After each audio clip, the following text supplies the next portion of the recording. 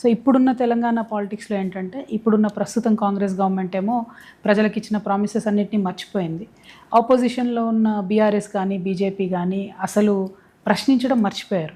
ప్రభుత్వాన్ని ప్రజల పక్షాన్ని నిలబడి ప్రశ్నించడం మర్చిపోయారు. So there is a huge gap. ప్రజలందరూ కూడా వెయిట్ చేస్తున్నారు.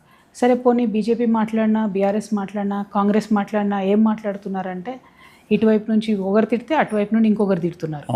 వీళ్ళను వ్యక్తులుగా ఒకరినొకరు తిట్టుకోవడం తప్పితే అసలు ఇష్యూ ఏంటి, ఇష్యూ ఎందుకు ఇంత పాడైపోయింది, దీనివల్ల ఎంతమంది ప్రజలు ఇబ్బంది పడుతున్నారు, దీనికి సొల్యూషన్ ఏంటి, ఇట్లా కన్స్ట్రక్టివ్గా ఆలోచించే వాళ్ళు లేరు. ఇప్పుడు ఉదాహరణకి మొన్న ఖమ్మంలో అండి 750 ఇండ్లు కూలగొట్టేసింది గవర్నమెంట్ వెళ్ళి.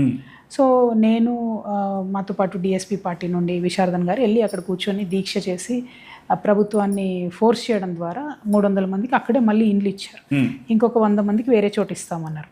సో మేము పట్టుబట్టింది ఏంటంటే ఎక్కడ కూలగొట్టారో అక్కడే ఇవ్వండి, టైం బౌండ్ ఇవ్వండి అని చెప్పేసరికి గవర్నమెంట్ కూడా December 9th లోపు ఇస్తా అని చెప్పింది.